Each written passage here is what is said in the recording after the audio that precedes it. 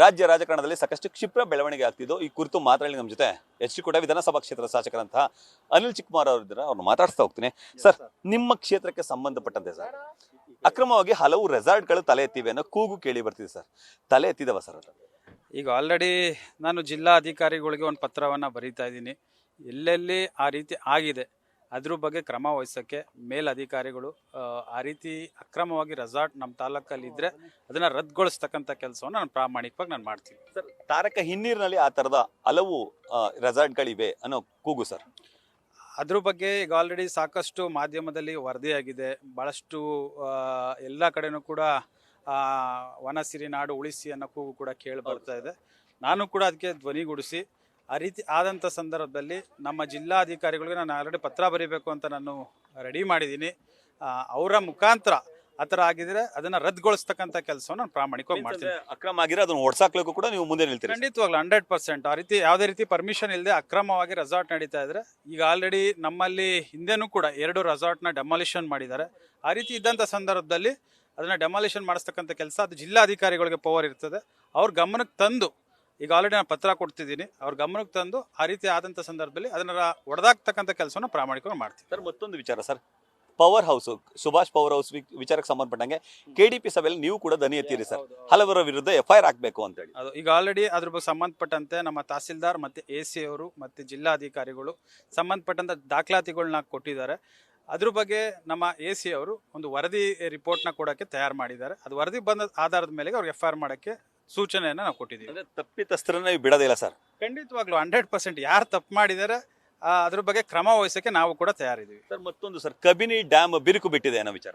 ಈಗ ಆಲ್ರೆಡಿ ಅದಕ್ಕೆ ಅನುದಾನವನ್ನು ಕೊಟ್ಟಿದ್ದಾರೆ. ನನ್ನೆ ಮುಖ್ಯಮಂತ್ರಿಗಳು ಬಂದು ಬಾಗಿನ ಅರ್ಪಿಸಿದ ಸಂದರ್ಭ 32 ಕೋಟಿ ರೂಪಾಯಿ ಅನುದಾನವನ್ನು ಬಿಡುಗಡೆ ಮಾಡಿ ಅದಕ್ಕೆ ಕಲ್ಲು ಶಂಕುಸ್ಥಾಪನೆ ಮಾಡಿ ಅನುದಾನವನ್ನು ಬಿಡುಗಡೆ ಮಾಡಿದ್ದಾರೆ. ಅಂದ್ರೆ ಕಬಿನಿನಲ್ಲಿ ಆ ರೀತಿ ಬಿರುಕು ಬಿಟ್ಟಿದೆ ಸತ್ಯನ? ಕಬಿನಿಯಲ್ಲಿ ಈ ರೀತಿ ಒಂದು ಏನೋ ಒಂದು ಕ್ಯಾವಿಟಿ ಅಂತ ಹೇಳ್ತೀವಿ, ಒಂದು ಕ್ಯಾವಿಟಿಯಷ್ಟು ಆಗಿರ್ತಕ್ಕಂಥದ್ದು ಎಲ್ಲರೂ ಕೂಡ ಸಮೀಕ್ಷೆಯಲ್ಲಿ ಬಂದಿರತಕ್ಕಂಥದ್ದು. ಅದರಿಂದ ಅದಕ್ಕೆ ಅನುದಾನವನ್ನು ಬಿಡುಗಡೆ ಮಾಡಿ ಅದನ್ನ ಸ್ಟ್ರೆಂತ್ ಡೌನ್ ಮಾಡ್ತಕ್ಕಂಥ ಕೆಲಸವನ್ನು ಮಾಡ್ತಾ ಇದೀವಿ. ಸರ್, ಮತ್ತೊಂದು ವಿಚಾರ ಸರ್, ಎಚ್ ಡಿ ಕೋಟೆ ಭಾಗದಲ್ಲಿ ಈ ಬಡ ಜನರ ಭೂಮಿಗೆ ಉಳ್ಳವರು ಕನ್ನ ಹಾಕ್ತಿದ್ದಾರೆ. ಅಂದ್ರೆ ಹಲವರ RTCಯನ್ನ ಕದ್ದು ಬೇರೆ ಹೆಸರಿಗೆ ಮಾಡುವಂಥದ್ದು, ಭೂಮಿ ಕಬಳಿಸುವಂತ ಹುನ್ನಾರಗಳು ನಡೀತಿದೆ. ಅದಕ್ಕೆ ಸಂಬಂಧಪಟ್ಟಂಗೆ ಈಗಾಗಲೇ ತಹಶೀಲ್ದಾರ್ ಹಲವರ ವಿರುದ್ಧ ಕ್ರಮ ತೆಗೆದುಕೊಂಡಿದ್ರು ಸರ್. ಇನ್ನು ತಹಶೀಲ್ದಾರ್ ಹಿಂದೆ ಇದ್ದ ತಹಶೀಲ್ದಾರ್ ಕೂಡ ಟ್ರಾನ್ಸ್ಫರ್ ಆಗಿದ್ರು, ಬಟ್ ಅದು ಕೂಡ ಮುಂದುವರಿತಿದೆ ಅನ್ನೋ ಕೂಗು ಸರ್. ಇಲ್ಲ, ನಾನೀಗ ದರ್ಖಾಸ್ ಕಮಿಟಿಯ ಅಧ್ಯಕ್ಷರಾಗಿದ್ದೀನಿ. ಈಗ ಸಾಕಷ್ಟು ಜನಕ್ಕೆ ಸಾಗುವಳಿಯನ್ನ ಹಿಂದೆ ಕೊಟ್ಟಿರಲಿಲ್ಲ. ಹಿಂದೆ ಹಲವಾರು ಶಾಸಕರುಗಳನ್ನು ಕೂಡ ಕೆಲವರಿಗೆ ಆಯ್ದಷ್ಟು ಕೊಟ್ಟಿದ್ರು. ನಾವು ಬಂದ ತಕ್ಷಣ ಸುಮಾರು 1200-1300 ಸಾಗುವಳಿಯನ್ನು ಕೊಟ್ಟಿದ್ದೀವಿ. RTCಲಿ ಇವತ್ತು ಏನು ತಾವು ಹೇಳಿದ್ದೀರಿ, ತಾಲೂಕು ಆಡಳಿತವನ್ನು ಚುರುಕುಗೊಳಿಸ್ತಕ್ಕಂಥ ಕೆಲಸವನ್ನು ನಾನು ಪ್ರಾಮಾಣಿಕವಾಗಿ ನಾನು ಮಾಡ್ತೀನಿ ಸರ್. ಹಲವರ ವಿರುದ್ಧ ನೀವು ಹಿಂದೆ ಸಾಕಷ್ಟು ಚಾಟಿ ಬೀಸ್ತೀವಿ ಸರ್. ಫಾರ್ ಎಕ್ಸಾಂಪಲ್, ಈಗ ಅಕ್ರಮ ರೆಸಾರ್ಟ್ ವಿಚಾರಕ್ಕೆ ಸಂಬಂಧಪಟ್ಟಾಗಬಹುದು, ಸುಭಾಷ್ ಪವರ್ ಆಗ್ಬೋದು, ಅಥವಾ ಈ ರೀತಿ ಭೂಮಿ ನಕಲಿ ಭೂಮಿ ಉಳ್ಳವರಿಗೆ ಈ ಹಲವು ವಿಚಾರಗಳಿಗೆ ಸಂಬಂಧಪಟ್ಟಂಗೆ ನೀವೇ ಖುದ್ದು FIR ಕೂಡ ಹಾಕಿಸ್ತಿದ್ರಿ. ಬಟ್ ಇತ್ತೀಚೆಗೆ ಶಾಸಕರು ಗೌಣ ಆಗ್ತಿದ್ದಾರೆ ಅನ್ನೋ ಕೂಗು ಸರ್ ಆ ಭಾಗದಲ್ಲಿ. ಇಲ್ಲ, ಖಂಡಿತವಾಗ್ಲೂ ನಮ್ಗೆ ಏನೇ ಆದ್ರೂ ಒಂದು ದಾಖಲಾತಿ ಬೇಕು, ಡಾಕ್ಯುಮೆಂಟ್ಸ್ ಬೇಕು. ಮತ್ತೆ ಡಾಕ್ಯುಮೆಂಟ್ಸ್ ಇಲ್ದೇ ನಾವು ಏಕಾಏಕಿ ಕ್ರಮ ತೆಗೆದುಕೊಳ್ಳೋಕ್ಕೂ ನಾನು ತಯಾರಿದ್ದೀವಿ. ಆದರೆ ಸಂಬಂಧಪಟ್ಟಂಗೆ ಎಲ್ಲೆಲ್ಲಿ ಅಕ್ರಮ ರೆಸಾರ್ಟ್ ಇದೆ ಅದನ್ನು ಪಟ್ಟಿ ಮಾಡೋಕ್ಕೂ ಕೂಡ ನಾವು ತಹಸೀಲ್ದಾರ್ AC ಅವರಿಗೆ ಸೂಚನೆ ಕೊಟ್ಟಿದ್ದೀವಿ.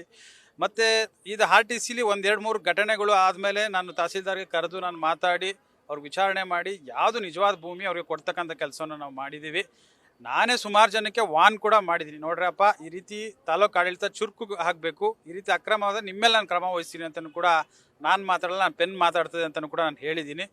ಮುಂದಿನ ದಿನಗಳಲ್ಲಿ ತಾಲೂಕು ಆಡಳಿತ ಚುರುಕುಗೊಳಿಸಿ ಒಂದು ಒಳ್ಳೆಯ ಉತ್ತಮವಾದಂಥ ಆಡಳಿತ ಕೊಡ್ತಕ್ಕಂಥ ಕೆಲಸವನ್ನು ನಾವು ಮಾಡ್ತೀವಿ ಸರ್. ಅಕ್ರಮ ರೆಸಾರ್ಟ್ ಇಂದ ನೀವು ಕೂಡ ಇದ್ದೀರಿ ಅನ್ನೋದು ಹಲವರ ಅಪಪ್ರಚಾರ ಸರ್. ಅಂದ್ರೆ ಇತ್ತೀಚೆಗೆ ನೀವು ಕೂಡ ಗಮನಿಸಿದ್ರಿ ಆ ರೀತಿ, ಅದು ಸತ್ಯಕ್ಕೆ ದೂರವಾದಂಥ ಮಾತು. ಅಕ್ರಮ ರೆಸಾರ್ಟ್ಗೆ ನಾನು ಯಾವುದೇ ರೀತಿ ಪರ್ಮಿಷನ್ ಕೊಡೋದು ಸುಮಾರು ಒಂದು 15-20 ಇಲಾಖೆಗಳು ಕೊಡಬೇಕು ಪರ್ಮಿಷನ್ನ.